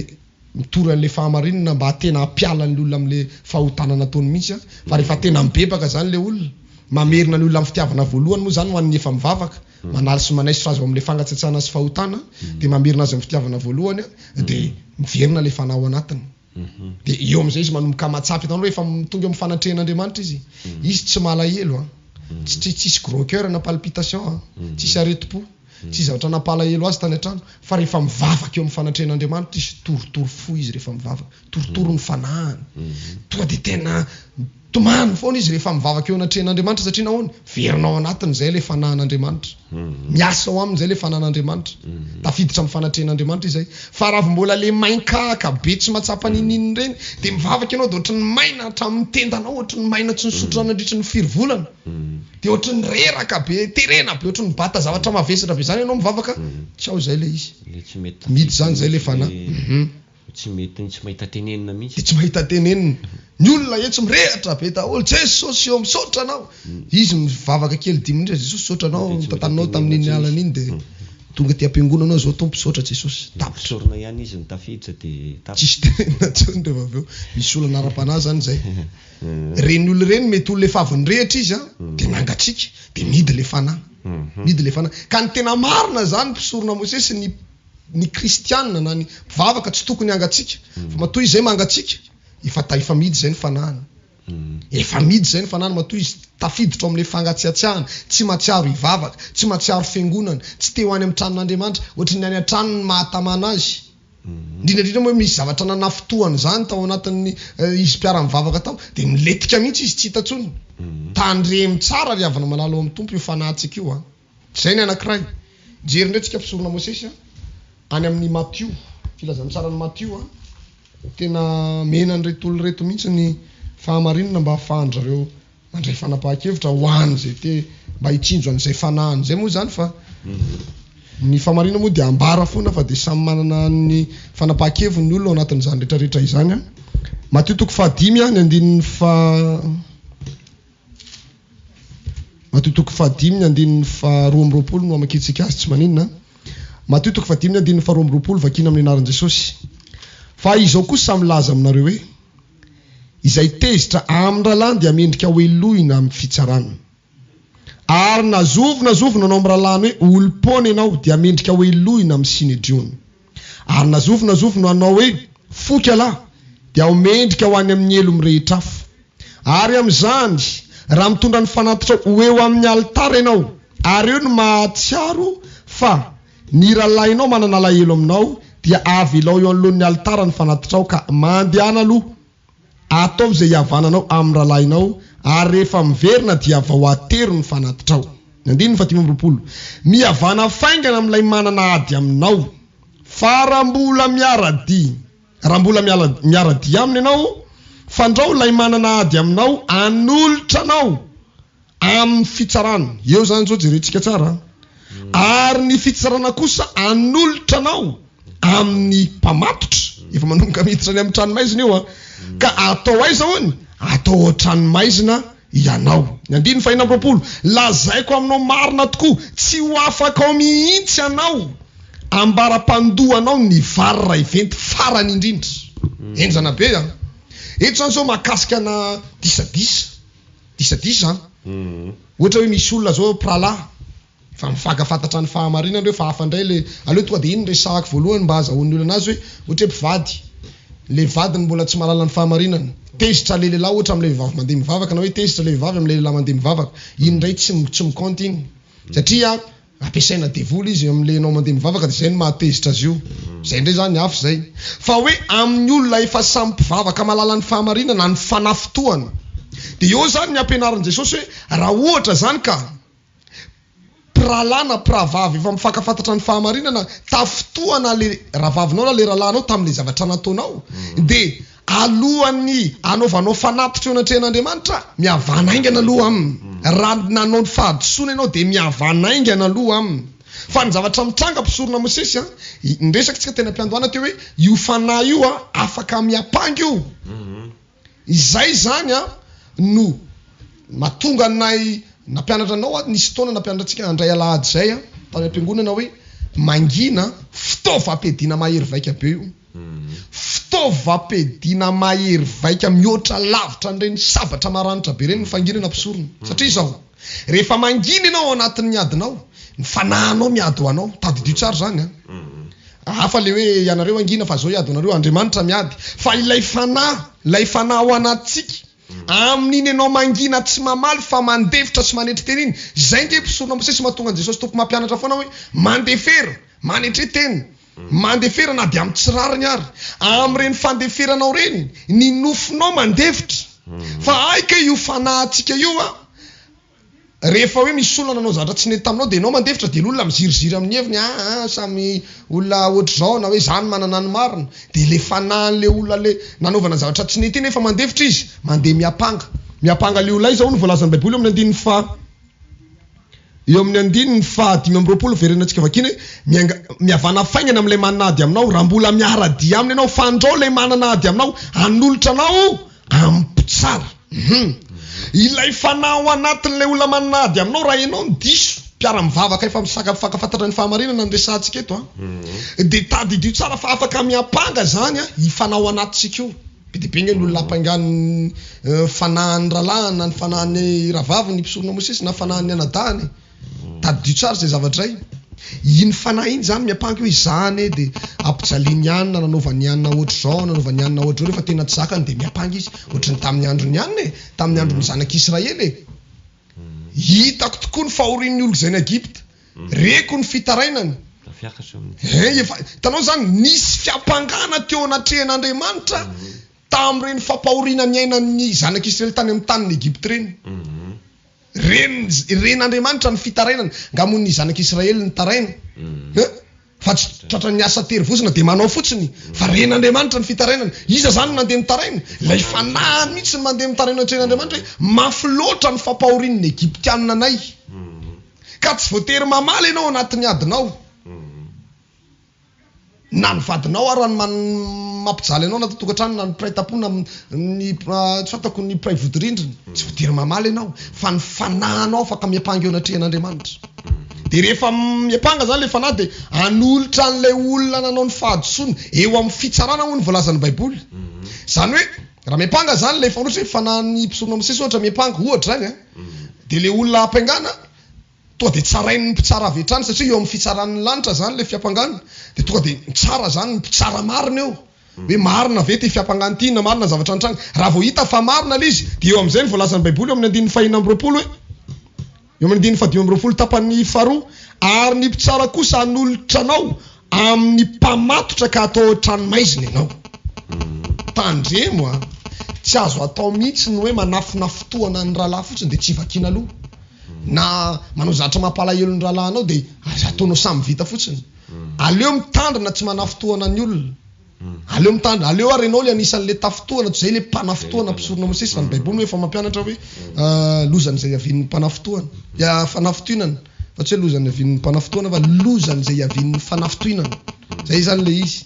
ka tandrematsika zany zavatra zany ny tombo tena mampianatra mihitsy ito miavana aloha raha mbola miara-dia aminy ianao raha mbola miala-dalana aminy ianao fa sao iny olona iny miapanganao ny fanahany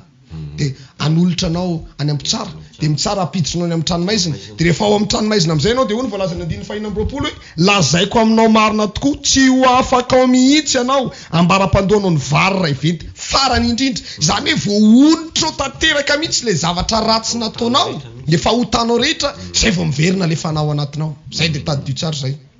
mila miezaka be tena offant tena mifara hery mihitsy zany iverena n'io fanao anatsika io fa raha tsy voaonitra io tsy tafaverina le fanao anaty zay zany izy mpisorona Mosesy anjaran'ny mpiainana miezaka mila miezaka de mila mamatatra ny fiainan'ny olona de mila ihany koa zany manao dingana mila miova satria ny zavatra misy rehefa ao anatin'ny fondranao de mataonao tafiditra ao andoha ianao zany tonga andohatra ny vary vety indrindra noho ny amin'ny fahotanao de izay ihany koa no hitandremana ao amin'ny fanompona an'Andriamanitra mba tsy hiverina amin'ny ota intsony ka hidy any mba tsy hiverina amin'ireo tsy fahamarinana intsony ka ho tonga amin'izany toerana zany fa raha ianao zao efa mivavaka zao nge malala ny fahamarinana zao ny tonga any ka zavatra tena hoe sarotra mamoaka any enjana be mihitsy ary raha ohatra olona mandeha amin'ny fahamarinana tonga de tafaverin-dalana mihitsy mamoaka olona midy amin'ny ty ambonin'ny tany raha manahirana ka ianao zany sady arovana tsy ho tonga any ny any ho ezahana ho avoaka de izay no asa zay mission zay mahatonga anay mampianatra eto mba atonga anao tonga saina amin'izao fotoana ary tsy ny mpino ato amin'ny fiangonana ihany no afaka mandray an'izao tena Andriamanitra zao fa ny any ivelany mety mpiaino ny radio fotsiny mila tonga saina satria zavatra tsy atao kilalao zany amin'ny resaka fifandirana fotsiny amina sanina piralahy na piravava na piara-mivavaka de mety atonga any soroana ihany koa ny fifampiangana rahalahy na piara-mivavaka ialana mihitsy zany satria zavatra ray ohatra ihany koa de mety atonga any jereo tsara mihitsy ny teny tompo hoe evakinao le tena Andriamanitra teo hoe apetrao aingana ny fanatranao eo amin'ny altara de ndalina aloha miavana amin'ny rahalahinao na amin'ny rahavavinao mba tsy hisy ny fiampangana be de be zany mety fiampangana hisy amin'ny lalan'ny fanahy zavatra raha-panahy daholo mantsy resantsika eto fa tsy voatery ny olona mieritrereti'ny olona zany zao hoe raha mamaky an'izay tena Andriamanitra antsika de le olona mihitsy ny hitory lasa fitoriana re amin'ny any tsy any io resaka ara-panahy mihitsy ty mpangalao le fanahy de lasa le aveo le mpitsara hitondranao any amin'ny fonja aveo raha diso ianao de mila ary vao fanahy no miapanga de zao zavatra misy foana zavatra tonga de azo raisina foana ny fiampangan'ny fanahy satria le fanahy tonga eo anatrehan'Andriamanitra manao tatitra fanahy de raha mitantarany zavatra misy aty amin'izao tontolo zao range rehefa misy zavatra raha tamin'ny tena sy abela zao jerevantsika manokana mihitsy tafiakatra tany amin'Andriamanitra ny fitarainany resaka fanahy zany tsy zavatra mandeha ho azy zany amin'ny fiainany ety ambony tany tsy zavatra hoe ataotao fotsiny de vita fotsiny zany ny zavatra ataonao fa tsy maintsy mandoa ianao vary vetiny amin'ireny fahotanao reny na de aminao amin'ny fahavelomanao io ary de tsy maintsy miditra amin'izay ianao manonotra ianao zany mahatonga an'izany zao rehefa mijery fiainana ara-panahyn'olona anankiray mivavaka izy de zao zavatra misy manao zavatra be dehibe izy amin'ny fanompona miezaka izy efa tena mandeha ny fahamarinana fa ny zavatra misy tonga saina izy efa maninona amin'ny fiainako za tsy misy vavaka ataoko ohatr'izao tsy mivaly mihitsy za tena mandeha amin'ny fahamarinana zao za efa nafoiny jerenao le olona tena mafoy ny fahotany tena miova izy tena mibebaka lalina mihitsy izy ary tena hitanao na fitafiny miova na izy hitanao mivavaka de isaka mantsy anazy toy izy foana ny famasinanao de toy izy foana ny fahamarinanao fa misy antony zany zavatra zany hitanao misy zavatra lalina be ara-panahy efa mandeha amin'ny fahamarinana iny amin'izay izy tsy maintsy mandoa amin'izay le varivetiny amin'ny fahotany zavatra lalina be le zavatra misy fa tsy mahatakatra ianao mandeha amin'ny fahamarinana io ka misy zavatra any Andriamanitra manana fa tsy hidiranao ary amin'le fonjany fanahy de any ianao zany mandoa ny varivetiny amin'ny fahotana de mety manao zavatra be dehibe ianao amin'ny fanompona mamafy maninona de tsy maninona ataovy foana ny fahamafazana ataovy fa misy olona tonga de manonotra mihitsy izy amin'ny zavatra zay mahatsara an'ireny rehefa resy lahatra ny olona de manao verenena manonotra mihitsy tonga de zao ny atao manao zao izy efa karazany fanonerana sady reny satria reny mikoty daholo amin'ny ara-panahy kotian'Andriamanitra daholo ny zavatra rehetrarehetra iainanao io ny zavatra ataonao io kotiana zao mijery zavatra anankiray tamin'ny zavatra ny ainako taloha tam mbola tsy mivavaka tamin'izao fiangonana zao fiangonana efa zany misy fiangonana efa nivavahana ihany taloha de misy fotoana tena mivavaka de miretina mbavaka reny olona efa maty reny mba ho voavonjy ny fanany fiangonana vavahanay taloha mahafantatra mihitsy ihany koa fa i olona io fantany misy zavatra misy fonja ny fanahy mihitsy de tena mbavaka hozy izy mba ivoaka any nefa tsy efa tsy ara-baiboly tsony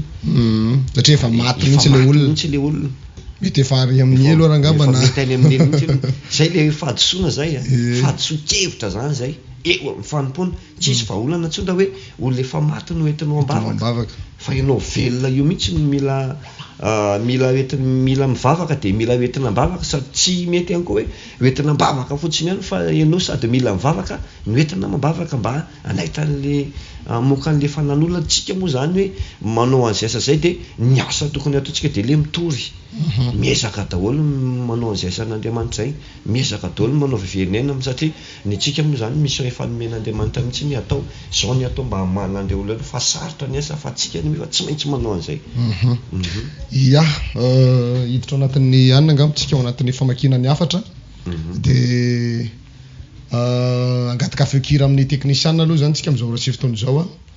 de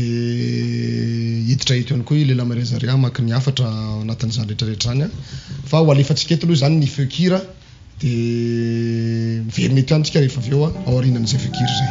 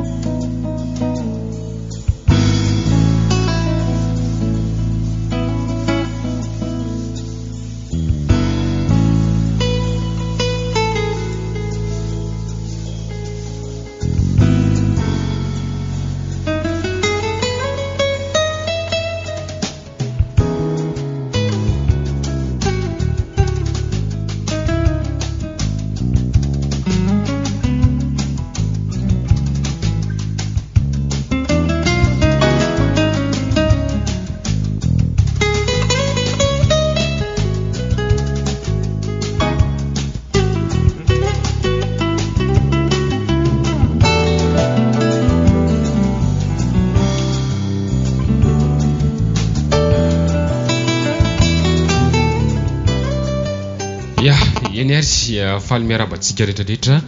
Anatin'ny tokantranao ny tenako amin'izao ora 7 taona zao ny lehilan'Andriamanitra Azaria. Iroso amin'izao ora 7 taona zao anatin'ny famakinan'ny havatra. Miarabanareo manokana aloha mpanompon'Andriamanitra lehibe eto amin'izao ora 7 taona zao nitondran'izay fanazavana mahafinaritra be zay fifaliana ny tontolo alina nareo dia isaorana manokana ihany koa nareo nitondran'izay fanazavana izay satria tena betsaka ny olona miaina anaty izay tsy fahalalana izay kehitriny fa mino fa samy afapo avokoa ny rehetrarehetra ary samy entina afaka andiniana avokoa zany rehetra izany ilana tsy noho ny fahatarana fa efa niezaka ihany tenako mba ho tonga aloha fa zao tena tratra ilay fotoana fa amin'izao raha 7 taona zao dia omena ny larina tarbian'ny onjapeo raha toka zao indrindrinao vao manaraka anay ankehitriny na koa anao ny voakasika manokana tanatin'ireny fanazavana nentin'ny mpanompon'Andriamanitra teo ireny dia afaka mandefa afatra ianao na ihany koa misy zavatra tsy dia mazava aminao tsara izy teo dia afaka mandefa fanontaniana ianao na ihany koa misy zavatra manitikitika ny sainao dia avonina ny tenako maka izany fanontaniana izany amin'ny larina tarbiany telema ny 034 29 546 91 034 29 546 91 034 29 546 91 ary ny RTL dia ny 033 64 478 44 033 64 478 44 averiko farany 033 64 478 44 ireo larina tarbi ireo ry havana malala amin'ny tompo dia afaka andefasantsika afatra amin'izao ora 7 taona zao fa vonina amaly ny mpanompon'Andriamanitra manoloanay ankehitriny efa misy ny afatra voaray amin'izao ora 7 taona zao ovakiko izany apostolina toka sitrako indrindra afinaritra tena matahotra be za mahino an'ilay fampianarana mba teneno za fa sody iza zany apostôly sy mpisorona makasitraka ilay izy nge naneho ny tompony le fahitana makasika ny trano maiziny fanahy tamin'izay nanao 40 jours 40 nuit fa le famantarana an'le mety hatonga ny olona ho tafiditra ny fotsiny nampahafantaran'ny tomponay tsara ka zay zany no zay nge mahatonga ny mpanompon'Andriamanitra tamin'ny fiangonana kristiana miara-mivavaka sy maro ohatrany hoe masitsika satria le hitanao le zavatra mpahafantaran'ny tompo zany be dia be dia le olona raha vao tsy indraindray tenenina somary entitrentitra ianao miteny azy lazainy fa misangisangy aminy izay no mahatonga na misy taona hitanareo mitsiky za mitsiky zary tena mitsiky tsara mihitsy fa misy taona mba miteny kely any satria lazain'ny olona fa mitsiky foana satria tsy maintsy mampita tsikitsiky amin'ny olona zany ianao fa rehefa fahamarinana kosa zany tsy afaka lalaovina le izy fa manjary lasa manimba fanahy zany ka zay zany ny antony mahatonga ny mpanompon'Andriamanitra sy mary entitrentitra foana atao amin'ny fiangonana kristiana miara-mivavaka fifaliana tontolo alinanareo mirahalahy misaotra fa tena voaray tsara ny fampianarana misy entina mitandrina izay fampianarana izay tena misaotra fa tena feno fampianarana Edmond Bivonahitra afatra manaraka ihany Jehova nisoanareo dia ahoana zany no tokony atao mba hivoan'ny fanara lasa any araka nefa le niteneniko teo rehefa nanontany zay ahoana ny ataondreo olo ireo mba hivoan'ny fanahandreo iverinao aminy zany dia fibebahana matotra be mihitsy tena hoe tonga dia miala aingana amin'ilay fahotana mamatotra manapa-kevitra dia tonga dia mandeha amin'ny fahamarinana dia manonitra reo aveo mba araka le voalazan'ny Matthieu 5 teo andin'ny fahinina amin'ny 20 hoe razaiko aminareo marina tokoa fa tsy ho tafavoaka ao mihitsy izy ambara-pandohan'ny vary ra iventy ke farany indrindra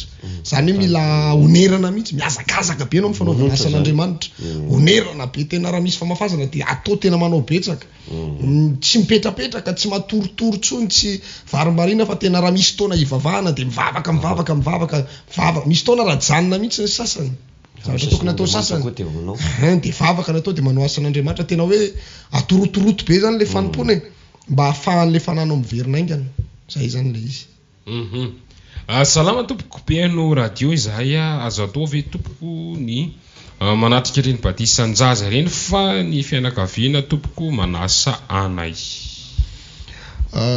lizy aloha sarotsarotra izao fotsiny no teneniko atsika za akory tsy hoe manaratsy fa tsy manaratsy akory fa fahamarinana no ampianarina eto amin'ny onjapeo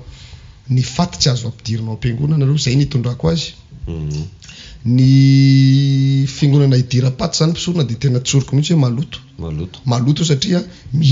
ao anatin'ray volany misy fatifiry miditra ao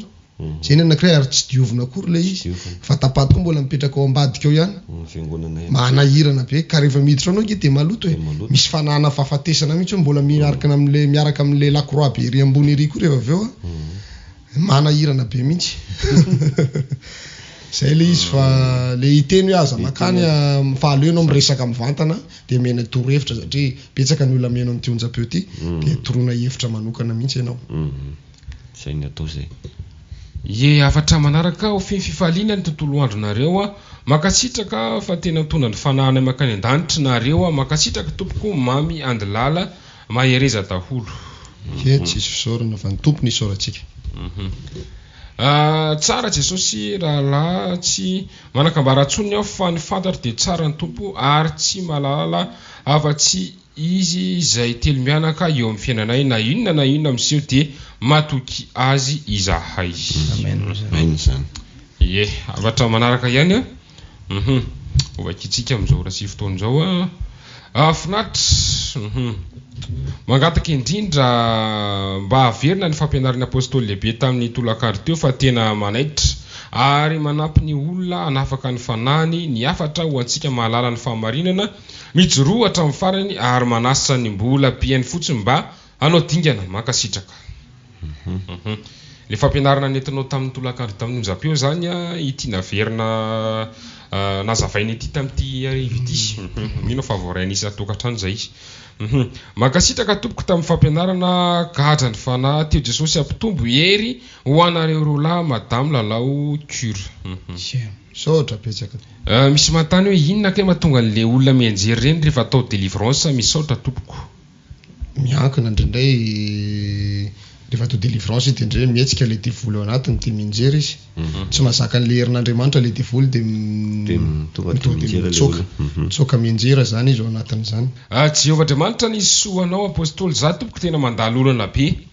fa apôstoly ny teny hoe ny afatarana ny olona any amin'ny trano maizina ny fanahy de mandalo olana be ka mangataka fanazavana tompoko tahiny Jesosy. Le izy aloha miankina amin'le toe-panahinao miankina amin'le toe-panahinao le afahana mamaritra an'izay hoe anao ve le izy ny hoe ary amin'ny trano maizina fanahy ve fanahinao sa tsy any fa raha tsapanao hoe mbola tsy tena ao amin'ny fahamarinana ianao zany fa mbola mivoaka miditra be amin'le fivavahana de mety mazava ho azy mety mbola voafatotra ny fanahinao zany zay zany le izy. Tsara fotsiny manao dingana de mivavaka. Tsara manao dingana mivavaka fa mbola misy fotoana mbola ho azavaintsika eto le hoe ohatrany ahoana zany fizan'ny toetra zany mpisorona Mosesy fa ndraindray koa tsy hain'ny olona manavaka ny fizan'ny toetra sy le olana lalovany sy le karazana ozona sy ny fakapana samy hafa daholo manko ireo rehetrarehetra hoe fizan'ny toetra hafa mihitsy ny olana entina zany fizan'ny toetra zany hafa mihitsy ny resaka ozona hafa mihitsy indray ny resaka fakapana samy hafa daholo zany ireo ka ndraindray le olana trehany eto aloha zany tsy fantatra hoe midy any amin'ny trano maiziny fanahy ve ny fanahy ny mahatonga anazy tototro ny olana azonao le izy fa ny mahatonga an'le fanahinao mety mbola tafidy any de ianao tsy tafapetraka tsara amin'ny fahamarinana fa za kosa nefa mino fa raha tena hiazakazaka ianao natateraka ny fahamarinana rehetrarehetra zay ampianarina anao mino fa n'androany de androany arinao raha vonona amindra fo aminao ny tompo de verina miloniny aminao ray manontolo izy vao misy fanapakevitra de miasa ny fanahin'Andriamanitra le nao miala amin'le fahotana mihitsy tonga de miditra amin'ny fahamarinana zay manko le fahaolana nomen'ny tompo anay tao anatin'izay fahitana naseho zay de anjaranao zany miezaka. Afatra manaraka Jehova ny soanareo mpanompon'Andriamanitra amin'ny radio ahoana indray zany ilay hoe maty fanahy nefa mbola velona. Maty fanahy nefa tena marina aloha zany ny fanahy tsy maty fa ny fanahy kosa nefa afaka tena horeraka tena reraka tena very fanahy mbola velona ny tiantenena fa tsy hoe maty fanahy mbola velona zay le fiteny malagasy hoe very fanahy mbola velona fa le maty fanahy zany ny fanahy tsy maty fa le fanahy fotsiny rehefa tena tsisy vavaka tsisy de reraka izy ny farany de tsy ohatry matory angamba ny ilazantsika azy rehefa reraka ny olona de matory. Fiadanana de tsisy fanahy mananatra ve ny olona zany raha midy ny fanahy makasitraka tompoko ka nanarinao ary izy tsy tonga sainako nanarinao ary izy ianao indray ny lazainy fa raha tsy saina hoe tsy tia anazy rehefa anarinao izy azonao le izy de tsisy fanahy mananatra mihitsy izy fa mandeha ho azy fotsiny fiainana. Misaotra tompoko amin'ny fampianarana tena misy mazava tsy dia mazava tsara le hoe trano maizina fanahy olona manahoana kay raha jerena ivelany. raha jerena ivelany hoa izy a dia hitanao olona raha ohatra ka mbola tsy mivavaka izy zany a dia olona hitanao anarana tsy mety miova teneninao amin'ny tokony mety tsy manana fahatongava-tsaina ohatra hoe ny tanora zao teneninao hoe mba mody amin'ny 4 fa aza mody alina be fa nga izy mirarahana zany tsy marina aminy zany zay monko le fomba fitendra hoe tsy marina aminy satria midy ariny fanahany le marina zany le tena marina tsy marina aminy satria midy ariny fanahany raha olo efa mivavaka indray zany izy a hitorinao fahamarinana izy fa manohatra ihany ny fatana tsy marina aminy le izy satria midy ariny fanahany le fahamarinana zany tsy marina aminy azonao le izy dia raha olo efa ao anatin'ny fahamarinana indray a dia ny olona maina be ao am-piangonana maina be tsy ohatran'ny lasa terena fotsiny zany sisa mivavaka fa tsy tena hitanao lasa fahazarana satria le vatany sy ny sainy sy ny fony efa folaka an'le nandeha nitandrina sabata azonao le izy dia efa lasa fahazarana le mandeha mitandrina sabata fa le fanatrehan'Andriamanitra tsy entsony satria maina be fa hafa manko hoe olona mbola tsy amin'ny fahamarinana sy mbola tsy mivavaka mbola tsy folaka tamin'ny fitandremana ny fahamarinana ny vatany dia iny mihitsy ny izingizy iny fa le olona efa nalala ny fahamarinana efa nitandrina ny fahamarinana ka niemotra efa folaka ny vatany efa zatra an'le mitandrina an'le izy fa le fanahy le hoe akatohan'le izy am'izay manomboka lasa maina izy ao am-piangonana tsy mirehatra misy fanentanana atao izy nga mivaky loha am'izany hoe nde hitory filazany tsara ry izy tsy mandeha miny anjara fanapahana ohatra isaky ny am'izao izy tsy manao alim-bavaka izy tsy manao sabata ihany izy nitonga eo sabata izy ndraindray manomboka raha misivy miditra amin'ny 10 dia mememitra amin'ny 10 sasany mememitra amin'ny 1 amin'ny 2 tsy mivaky loha ninina izy ndraindray izy rehefa ela be tsy tafiditra lasa izy mody aloko rehefa avy eo azonao le ohatr'izay ny famantarana azy dia efa manomboka rehefa tafiditra moa zany zay zavatra zay a dia manomboka misy solana be dia be am'izay tafiditra eo amin'ny fiainana izaho rasamy dia magataka vavaka fa manana vola any amin'ny manolona ya hoetsika mambavaka zany Jehova niso fa manina kai za rehefa atao délivrance tsy manena mihitsy fa nefa rehefa zany manao délivrance ny tenako dia mangoritsina be ka tena mety zany ianao mihitsy manao délivrance manohatra an'le devoly ange zany mihitsy ary ny tena tsara mandroaka an'le devoly ala tanteraka aminao avatra manaraka dia hoe ho feny fifaliana ny tontolo alina anareo ao makasitraka apôstoly lehibe Jehova mpitombo ositra anareo misaotra fa tsy manafina ny marina tokoa ianareo tainy Jesosy ianareo rojo mahita fity tainy Jesosy ianao avatra manaraka ihany vakitsika amin'izao ora sy fotoana izao tainy Jesosy dia ahoana ny momba ny sage-femme maloto foana ve dia mety ho very ve ny fanahiny misaotra izy aloha maloto foana fa miankina amin'Andriamanitra indray satria mety hoe raha tsisy sage-femme koa manko tsisy mpampoteraka ny olona ka miankina amin'Andriamanitra indray ny teny farany makasika an'izay zay aloha ny afatra voara eto ampilatanana mety tafapaka tsara anatin'ny olona angamba n'ilay fampianarana nentinareo teto matoa tsy dia misy ny mandefa afatra anatin'izao ariva izao kanefa kosa mbola miandratra ny isika rehetrarehetra amin'izao ora sy fotoana izao finaritra makataka vavaka mba hitombo be ny pension amin'ny 10 décembre tena mbavaka ianao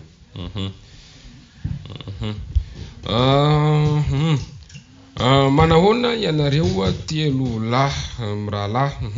azafady kely mety peny vaovao ngamba izy tia raha soloana koa vele gisa sy gana fa miopy izahay raha toy kely ahita fity tsy maninona zany ka atanandrano ny soloa koa le gisa sy gana fa tsy maninona zany amin'ny dio dia mivitana kory fa dia ino nopiny avatra manaraka Jehova nisoany Apostoly andreas ny mpisorona mosesy makasitraka be anareo mpanompon'Andriamanitra mampafantatra ny fahamarinana fa tena marina daholo ny zavatra nampianarinareo anay tena mangorovitsika mihitsy za mahen'le hoe trano maiziny ny fanahy sady tena maro mihitsy ny olona no very fanahy mbola velona tena matahotra be za misaotra betsaka mampafantatra fa misy sainana hitombo fahasoavana ne ianareo dia engane mba ampitombony Jehova ny andronareo fa maro ny olona mbola vonjena valisoa be voninahitra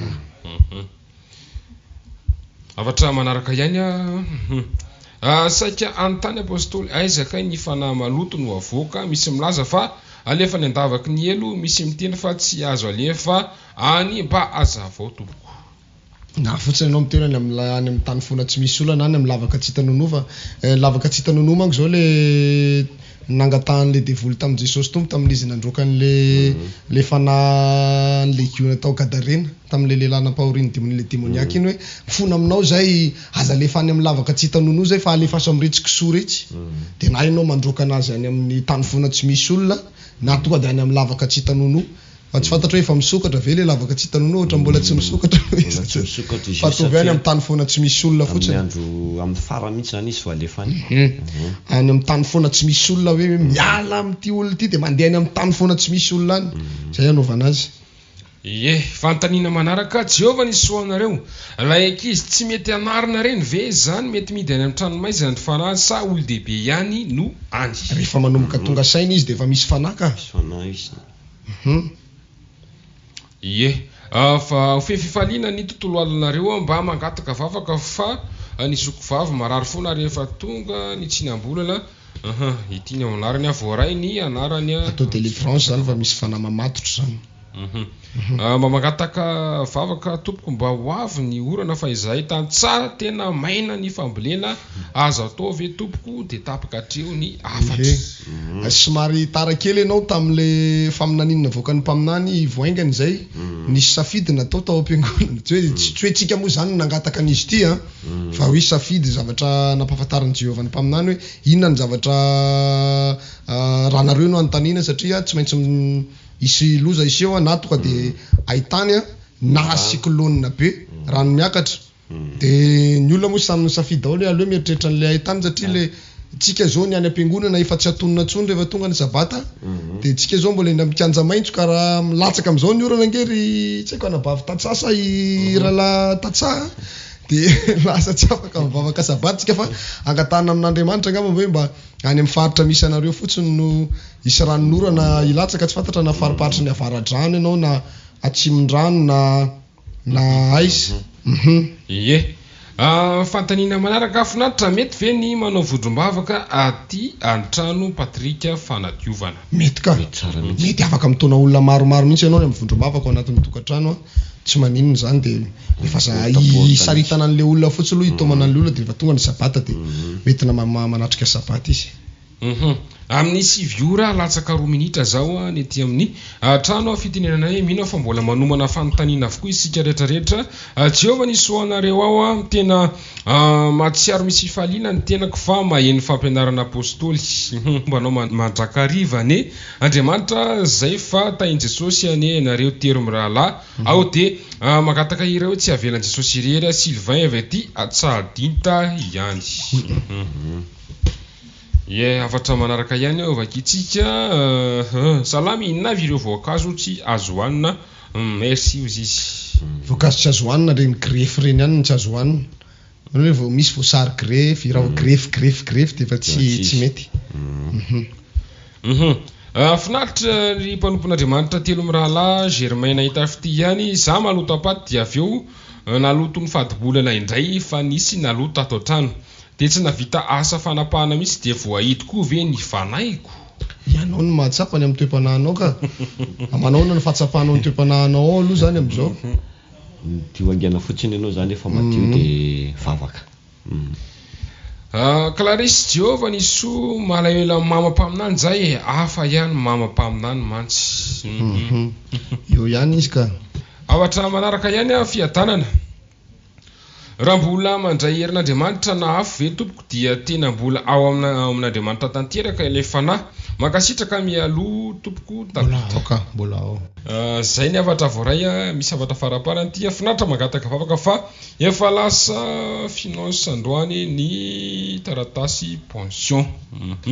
finaritra manahoana ka ilay ady lehibe ao amin'ny apokalypsy fa tena misy olona dia tapaka hatreo ny avatra nao mila hoentina fandarana manokana indray zay fandarana apokalypsy zay fa tsy androany ngamina aloha satria ny fotoanantsika entsikenjehana be maraparina fotoantsika lehilan'Andriamanitra anankiroa amin'izao raha sy fotoana izao minareo fa marana ny fotoana androany mandeha dia mandeha ny lera kasotrana feno antsika tsiray avy nanaraka ny zay fampianarana zay mbola isy ihany koa moa ny fampianarana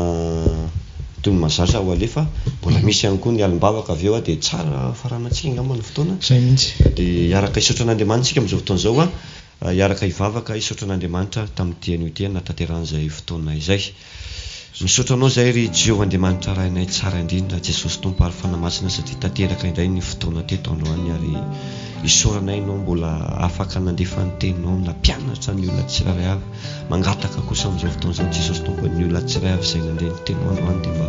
omenao famonjena feno izy ireo ary ho tirisinao amin'ny fahamarinana ary ho afahanao amin'ny olana sy ny fatorana rehetra izy indrindra amin'ny ara-pananana misy olana dia ho afahanao tanteraka izy ireny ary ho tarihanao amin'ny fahamarinana ihany koa apetraka amin'ny fahafilonom-pelantanana ihany koa ny tsirairay amin'izao alina izao mba ho feno fiarovana manokana avy aminao misaotra betsaka raha eo amin'ny anaran'i Jesosy amen amen